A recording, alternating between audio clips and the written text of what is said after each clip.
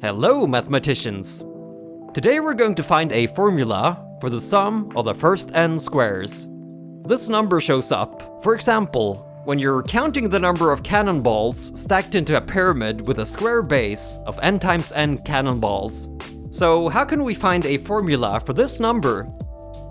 Well, structural engineers like to make use of equilateral triangles when they design houses and bridges. So why don't we borrow one of these triangles in our noble pursuit? Surely they won't miss it.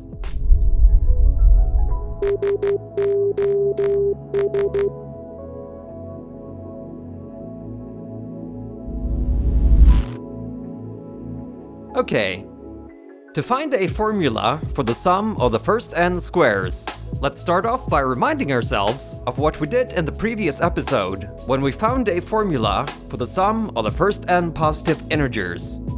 Let's call this sum S sub n, or Sn. What we did was to make a copy of this sum, but with its terms in the reverse order.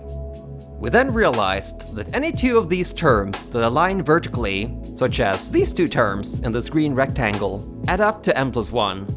Since there are n such pairs that each adds up to n plus 1, this means that 2 times the sum of the first n positive integers must be equal to n times n plus 1. Consequently, by dividing both sides of this equation by 2, this gave us the formula for the sum of the first n positive integers.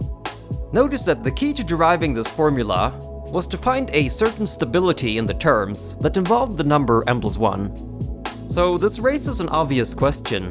Can we do something similar to this for the sum of the first n squares? Well, it turns out that we can. Here's what we'll do. First off, we'll draw this equilateral triangle that has a 1 at the top, then 2 copies of 2 in the row below, then 3 copies of 3 in the row below that, and so on, down to n copies of n at the bottom row. The sum of all of these numbers, or elements, in this triangle is then 1, plus 2 times 2, plus 3 times 3, and so on, up to n times n. This is, of course, the sum of the first n squares. Now, let's make 2 copies of this triangle.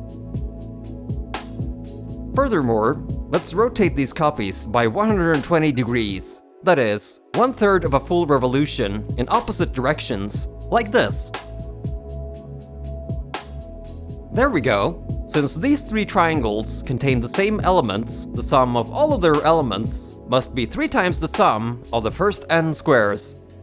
Perfect. Now let's have a look at these 3 elements at the top of each triangle. If we add them together, we get 2n plus 1. So, let's draw this new triangle in red and write 2n plus 1 at the top of it to keep track of this sum. Okay, notice that these 3 elements at the left side in the second row from the top also add up to 2n plus 1. Let's store that number in the corresponding position in our red triangle as well. Furthermore, we can see that these 3 elements also sum to 2n plus 1. As do these. And these. In fact, this summation to 2n plus 1 holds for any 3 elements that share the same position in the 3 white triangles.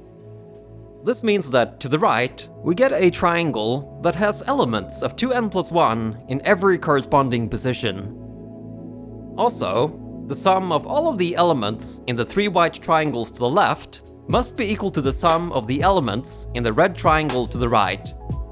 Of course, we already know that the sum of all of the elements in the 3 white triangles to the left is equal to 3 times the sum of the first n squares.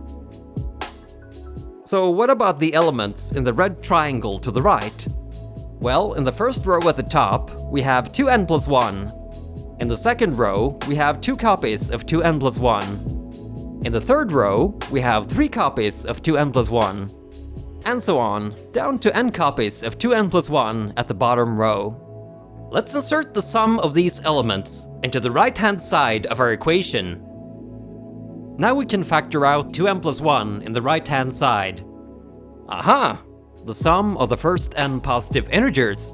As we've already seen, and proven in multiple ways in the previous episode, this sum is equal to n times n plus 1 over 2.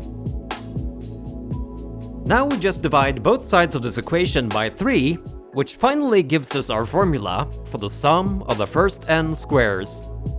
So, at last, we got the formula we wanted. Thanks, structural engineers.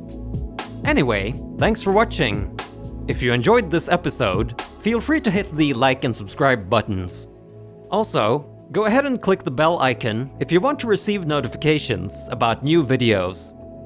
My name is Christian Hegg, and this is Mayday Mysteries.